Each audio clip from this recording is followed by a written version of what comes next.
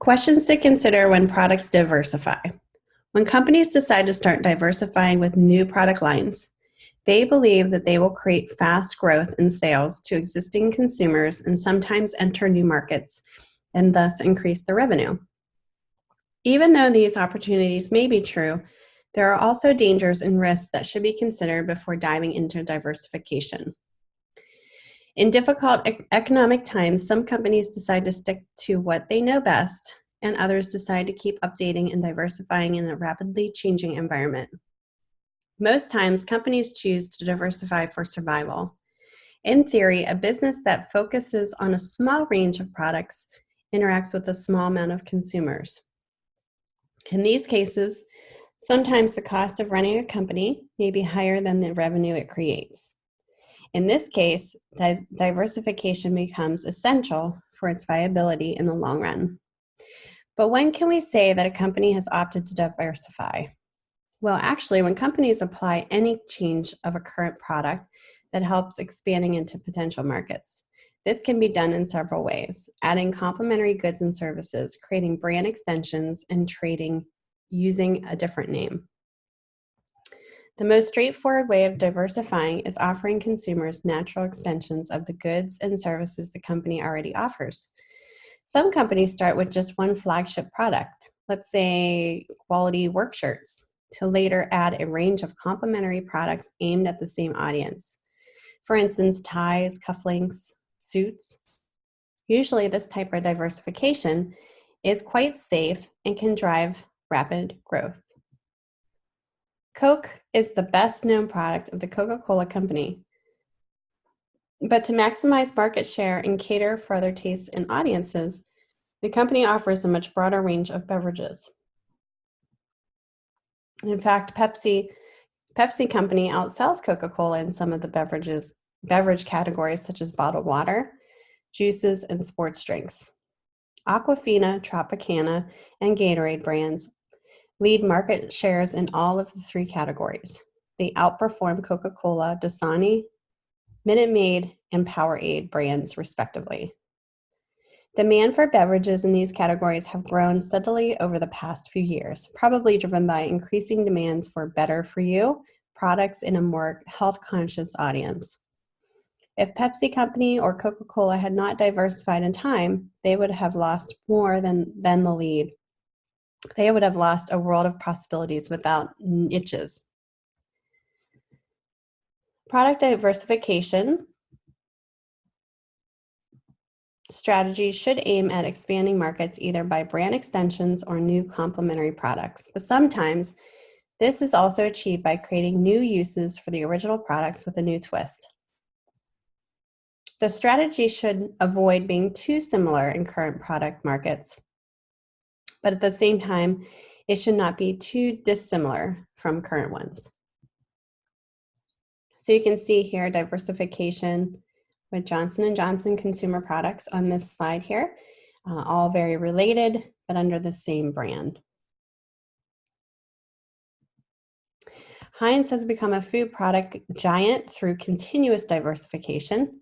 Even nowadays, Heinz diversifies with bean variants like Heinz 5 Beans, a mixture of 5 types of beans. 5 Beans is designed to target the market of adults that who can no longer afford to eat out. So often they thrive for an exciting meal that is easy to prepare at home. Heinz has also launched a range of spicy sauces for the same niche. Product extensions are versions of the same parent product that cater for a segment of the target market by increasing the variety of an offering. Targeting family with kids, Heinz expanded in ketchup offerings to include colored ketchup in purple and green. These products are developed with very slight modifications of the original one and aim at capturing additional market share, although the brand remains unchanged. The main question brands and companies should ask themselves is how strong is their parent brand in order to hold and share its reputation with its new brand extensions. This is especially true for apparently unconnected range of products. An example is Virgin brand that offers transport, so for instance, trains, plans, holidays, music, record retail and recording, telecommunications, TV, mobile phones, and financial services. This kind of prolific diversification works because of the strength of the Virgin brand. Its allure has been instrumental in driving expansion. It is seen as youthful, buccaneering, and often providing better value when establishing competitors in the market. On the other hand, one of the dangers of product extensions is that if the new products fail, it may result in loss of meaning and strength of the original brand. In the case of Virgin, delays in airline may reduce the trust in their trains just by association. Some companies decide to establish each company as a separate entity and trade under different names as a way of protecting them individually in terms of reputation and public perception. When a company decides to create a marketing strategy that uses the same brand name of a well-developed image product into a new product category, we usually call it a brand extension, and the product is a spin-off. This new product will attract quicker customer awareness and willingness to try new spin-off. Ralph Lauren Polo extended from clothing to bedding and towels very successfully. The comfort and softness of their linen fabrics is present in both. This helps increase and leverage brand equity. This is why it is so important to be sure that the extension will not create conflicting or confusing associations for the parent brand. In fact, the brand extension will actually reinforce what the brand stands for. As we mentioned before, there is also another form of brand extension that is the licensed one. In this case, a company works with a partner, it can be even a competitor, so that the responsibility of manufacturing and selling the new products relies on them. The company receives a royalty for every sale, of course.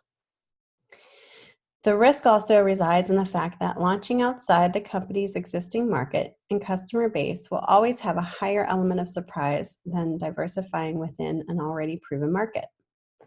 The danger of losing meaning and cannibalization rises. In order to minimize the risk, businesses need to plan carefully and do plenty of market research.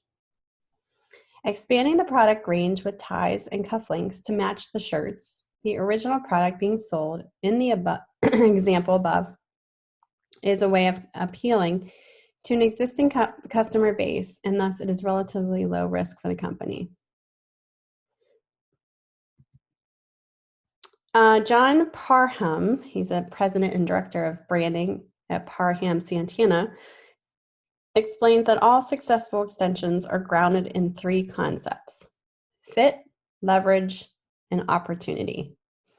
The new brand extension should be a logical fit with the parent brand. The parent should give the extension an edge in the new category, and the extension should have the potential to generate significant sales. While many companies are looking for simplification, diversification still has a strategic role to play in growing net sales. Also, the cost of developing new brand is saved, and consumers can now seek for variety. Diversification makes acceptance of new products easy while it increases brand image. Brand diversification. So sometimes companies do not stop at product level diversification. They diversify their entire business. Supermarkets have traditionally been the most prolific at diversification. When Tesco ventured into the non-food market, some analysts thought it was an unwise move. Now, non-food is key to the growth of any supermarket sector. Tesco has moved into the financial services sector with planned bank branches inside its stores. It has chosen a suitable moment to extend its reach into baking.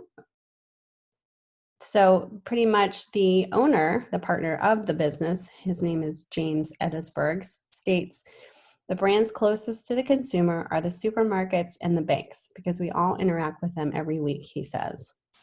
But banking brands have suffered catastrophic damage over the past 12 months, and people simply don't trust them in the way that they did. So there's a huge opportunity for retailers that have maintained their solid and trusted platform. particularly the supermarkets, to go further into financial services. Tesco aims to broaden the appeal of its large stores with family-friendly facilities.